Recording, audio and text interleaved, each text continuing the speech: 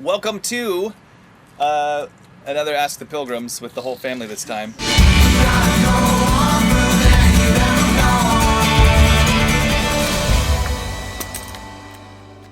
All right, so we have a bunch of questions from Facebook. Okay, so here's the first one. This is from Leslie Victorian. We never know how to say your name. This is for you specifically. Don't say we don't know how. None of us know how. How do you and your wife, and by that you mean my wife because I don't know, how do you and your wife manage the schooling for your children? Well, I've homeschooled for 4 years. I think the biggest thing about being in the trailer is it's not walking. There's he just said it's not working. It's not working. The biggest thing with being in a trailer is it's just not working. I cannot store near as many books, homeschool books and that kind of thing that I had. So going into this, we really wanted to make what? She's going. Stop it. Stop it. Let mommy finish or we're going to be here all my day. Goodness. I tried to teach them whatever kind of the area that we're in that they can learn from, and they'll be doing a lot of journaling and that kind of thing instead of just sit at a table doing regular book work. I probably am, I would say, more of an unschooler.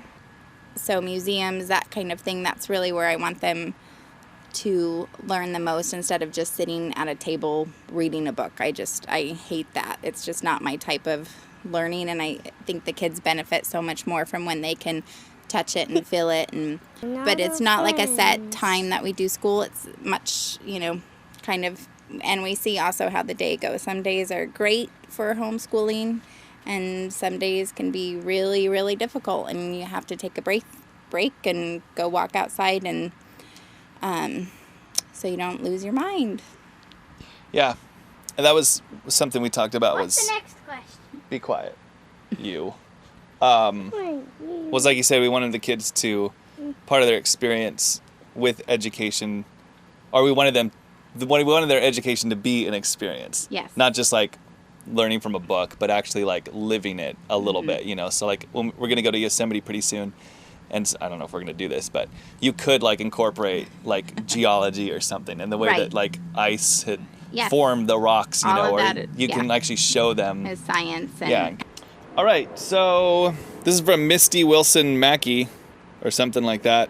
Hey, Pilgrims, just wondering. Oh, Leslie had another question. This is a quick one.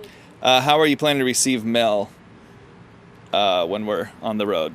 We don't know yet. We haven't figured that out. Yeah, right now we have a P.O. box, and then probably once we're officially traveling, everything will go to his parents' house, and she'll send it Important to stuff. us. All right, so Misty Wilson Mackey asked a question that we've been asked a ton, and it's the biggest reason people say, like, oh, I'd love to do what you guys are doing, but I can't because of what Misty asked is, how are you funding your travels?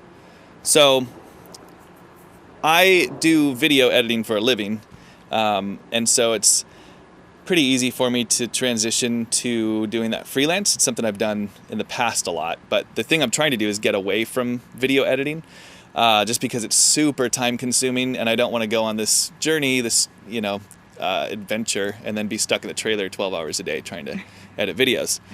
So I'm trying to get away from that. So I'm working on doing new things that I think anyone could do. So I've been studying and following a lot of different entrepreneurs. The first thing you have to figure out is how to say it. And it's so hard. It's taken me months and I still haven't mastered that. It's course number 1.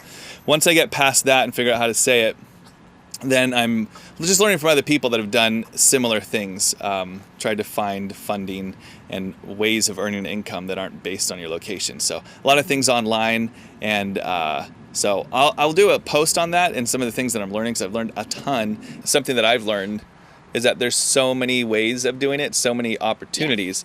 It's really finding the one that matches what you want out of life. Yeah, what are you passionate about? What are you actually interested in? And what are some skills you already have, and combining those into a way, because there's so many things that you can do, but it is totally a mindset shift. Yeah, you have to definitely change the way you think of just living in a house and that type of thing, because there's so many things once you find out looking, and just even free places to stay and things like that. Your cost of living is so much smaller than when you're in a regular home, and cars, and so that's a different, life shift.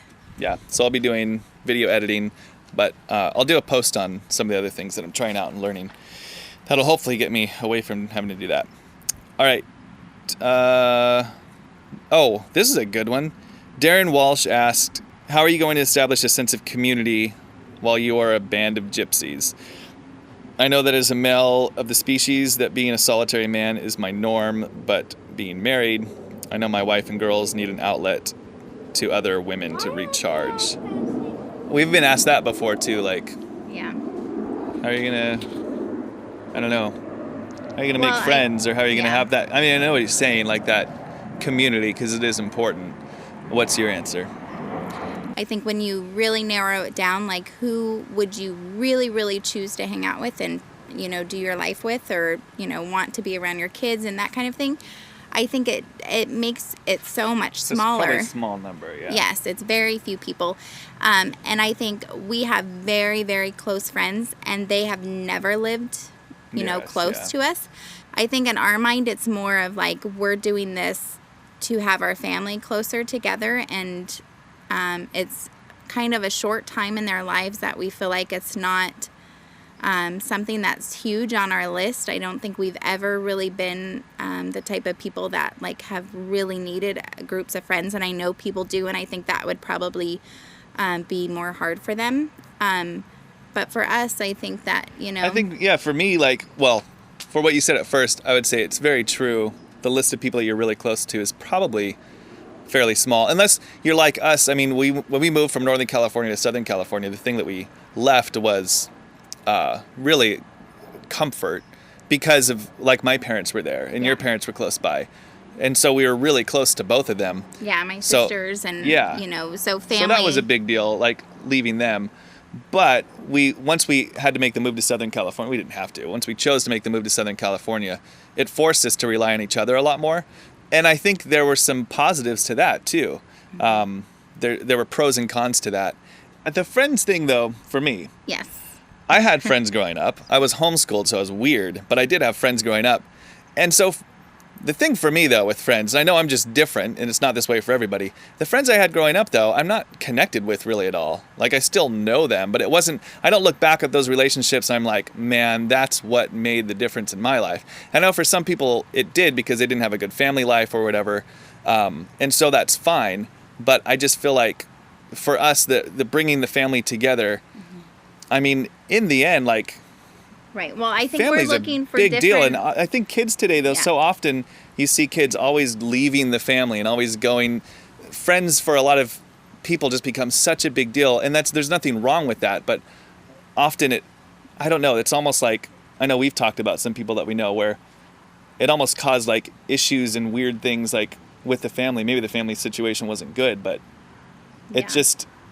I don't know. For us, we really want to... I just think our mindset is just different. But I do know as a woman, there are times, yes, that you need a friend to call and just be like, have that moment. But I think it is interesting how you connect with people a lot quicker than you normally would. And I think that... Oh, out here. Yes. It's like true. People that have been on the road for a while and stuff, like, they get it. Like, you understand, like, the same things that are going on. So you just kind of...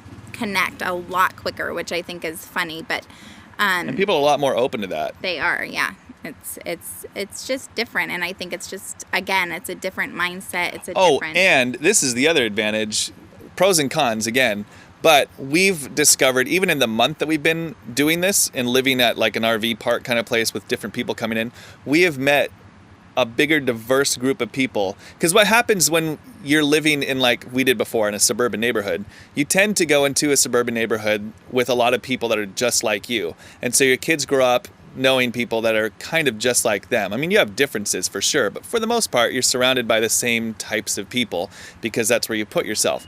And so for us being in these different places where we're going to be going to different states and different, cultures within the U.S., but it's amazing the different types of people you meet, like just their different backgrounds and the different, age ranges and those sorts of things that we would have never otherwise like had those relationships with, which has been cool. Okay, this is a quick one again. This is from Rebecca Good. Cousin Rebecca. I tend to go to antique stores whenever in whatever town I'm exploring. Do you guys have any traditions for each place that you visit? I think a big one for us is always to find like the best trail. Like we're very into hiking. Like every place we go, we really want to find like the most beautiful trail you can find. We're big foodies, so I think I love to eat, that's for sure. Hello. And yeah, love to hike. But I think we hike so we can eat. Pretty much. Like, let's go work up an appetite so we can eat more. Yeah. What about you, Miss Rose? What? All right. So, what are some things that you find that we tend to do when we go to like a new place? Hiking. Yeah. I don't know. For me, it's taking pictures. So I'll find. Oh, that's a good one. Malachi, what are you doing? So like I'll find places and just take my camera out and take pictures. That's something that I tend to do whenever we go to a new place. But what about you, buddy? I've noticed that every town we go to, you tend to like to find like the brightest clothes that you can find and just wear them for everyone. Nope. Like I can't even look at you, it's so bright. These are the only bright ones I wear, especially the shirt. What are you looking forward to when we visit a new town? What do you want to do? What kind of town? Like a dark, scary kind of like that kind of town? Explore it. Okay. What do you want to do when we go to a new town, Z? No, we're not doing that. I don't want to go to any dangerous places, and that's all. Zealand's worried about dangerous insects wherever we go. Yeah, don't go to Australia. His biggest fear is Australia. It is. Natasha. I don't know. There's 2 A's, so I feel like that's how you have to say it. Patram. Oh, how are you finding your adventure? We did that, Natasha. Try to keep up. Blaze. Hello, Blaze. Our cousin Blaze? Yeah. No. We have a lot of cousins. My cousin said. My cousin Blaze said. Okay. How do you feel this will impact the rest of your kid's life? Oh, this is a good one. What are your hopes to get out of it? Z, what do you think? All right, so when we go on the road... What? I said finally they're asking us questions. You guys should ask the kids more questions. What do you think you'll get out of the trip? Like, how do you think you will be changed by the trip, good or bad? Good. Good? How? What? Why is it good? Because I get to do so much more hiking. What do you think? I think Good or bad? It doesn't. You can say whatever you want. Okay, I think it will grow our family closer together and just I think we're all going to remember it and just I don't know, just like with homeschooling and stuff, we're going to remember those times where we went to Coloma or when we went to Alaska. And so, I don't know, but I think it'll be really fun and it will change us. So, What are some of the bad things that you think could happen? I have a lot, but I have a lot of bad things. Ask me. Okay, what are some of the bad things you think could happen? Eaten by a bear, tortured by a raccoon. But it'll all be fun. I think I don't know. I just with the trailer I'm just afraid something's gonna happen. Like when we're parked in a spot or when we're driving, I'm afraid like somehow it's just gonna tip over or the trailer's gonna like be I don't know. Ah! It's just gonna fall over. It just could happen out of the blue. That's a dumb fear. I'm just kidding. What is that? Is really? I didn't even know that was a thing for you. What else do you think? Anything else? I think just with the trailer, I'm just afraid it's on wheels. It could magically just start rolling away. All right. What did you have to do to prepare? What did you have to do to prepare for this lifestyle? How long is a realistic time to prepare? Funding, we did that one. And I'd also like to know about grocery shopping and food storage. Definitely. What is Our fridge is a lot smaller, so I feel like I'm at the grocery store a lot more because I would say that's definitely changed more. What were the other? What did you have to do to prepare for this lifestyle, and how long is a realistic time to prepare? I would say a realistic time to, I mean, we prepared in like 4 months, really. Well, 6 months total, right? But 4 months was when it was like... But I think it's been a dream of ours for 4 years. Yeah. Really, But as far as actually like preparing, well, that's true. So maybe it took 5 years, but 4.5 of those years were just mentally preparing. I would say it really took about a year to really be like, yes, this is what we're going to do. Here's kind of the list of things that we need to do before, this can happen.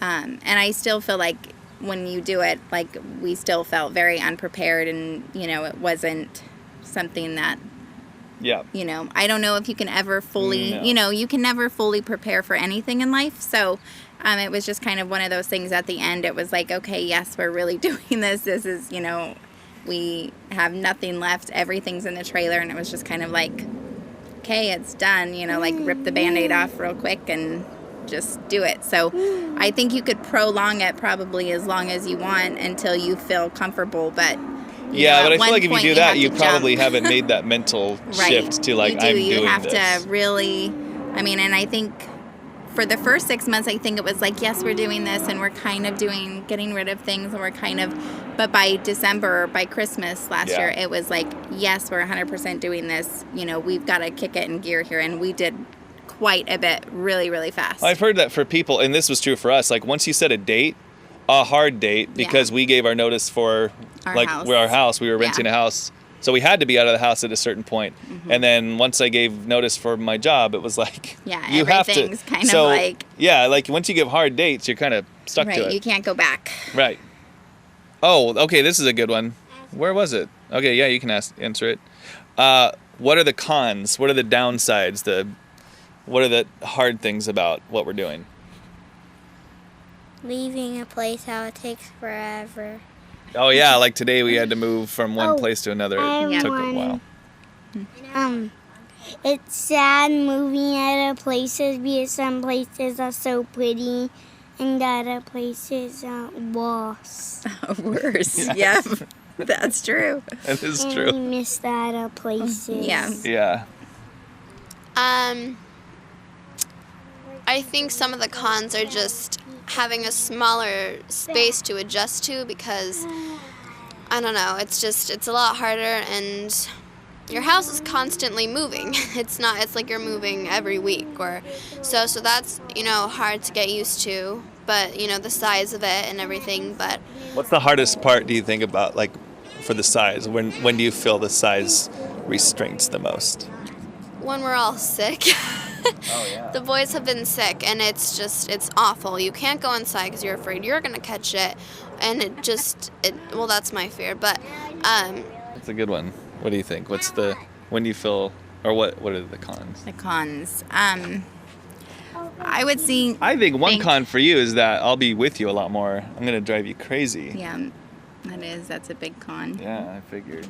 I think for me is that I think you're always thinking something could go wrong. Oh, yeah. And so I think that it's hard. It does add more stress in some ways because it's harder to relax knowing that any moment, and I know that a house is that way, but it's just different when you're on the road, and that fear of being stranded, that fear of, as parents, you keep thinking, are we doing the right thing? There's that guilt of, you're right, they don't have friends that they can just go out and play with. It's true, because we'll talk to 50 people that are like, oh my gosh, that's awesome, I wish we could do that, like encouraging things where you feel good, and there'll be one person that is like, oh, you're doing that, and they'll have something like negative to say, even if they don't mean it as negative, right. But just that one thing will be the thing where you're like, oh my gosh, are they right? Like, is this the worst decision ever?